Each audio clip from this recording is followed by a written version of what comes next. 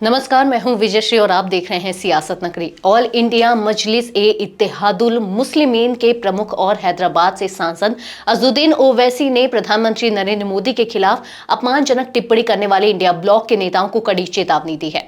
ओवैसी ने कहा कि राजनीतिक विरोध या आलोचना करना लोकतंत्र का हिस्सा है, लेकिन इसमें शालीनता की सीमा कभी नहीं पार होनी चाहिए।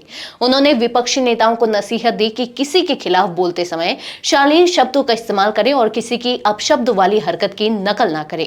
दरअसल दरभंगा में महागठबंधन के एक कार्यक्रम में पीएम मोदी और उनकी मां के खिलाफ कथित तौर पर अपमानजनक टिप्पणी की गई थी।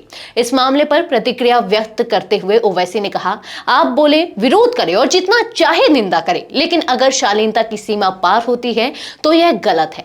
प्रधानमंत्री की आलोचना करें, लेकिन सीमा पार करना सही नहीं है। उन्होंने यह भी कहा कि अगर कोई और ऐसा कर रहा है तो हमें उनकी नकल करने की जरूरत नहीं है। इस घटना के संबंध में सिमरी थाने की पुलिस ने एक आरोपी को गिरफ्तार कर लिया है। शेष आरोपियों को गिरफ्तार करने के लिए छापेमारी जारी है। केंद्रीय गृह मंत्री अमित शाह ने भी इस मामले पर विपक्षी दलों पर निशाना साधा। उन्होंने कहा कि कांग्रेस नेता राहुल गांधी को पीएम मोदी, उनकी दिवंगत मां और देश की जनता से माफी मांगनी चाहिए। शाह ने कहा, पीएम मोदी की मां ने एक गरीब घर में जीवन जिया, अपने बच्चों को मूल्यों के साथ पाला और अपने बेटे को भरोसेमंद नेता बनाया।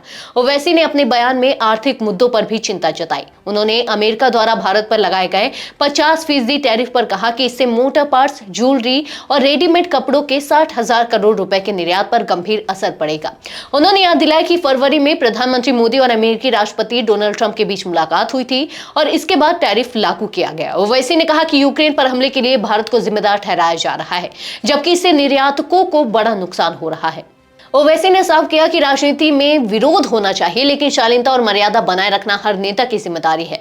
उनका कहना है कि अपमानजनक टिप्पणियों से लोकतंत्र और बहस की गुणवत्ता दोनों प्रभावित होती है। आज के लिए बस इतना ही। अगर आप इलाके में कोई राजनीतिक लापरवाही, भ्रष्टाचार या जनहित से जुड़ी समस्या है तो आप चुप मत रहिए, अपनी शिकायत हमें भेजिए। सियासत नगरी आपकी आवाज को मंच देगा और जवाबदेही तय करेगा, क्योंकि अब हर सवाल होगा सीधा सत्ता से।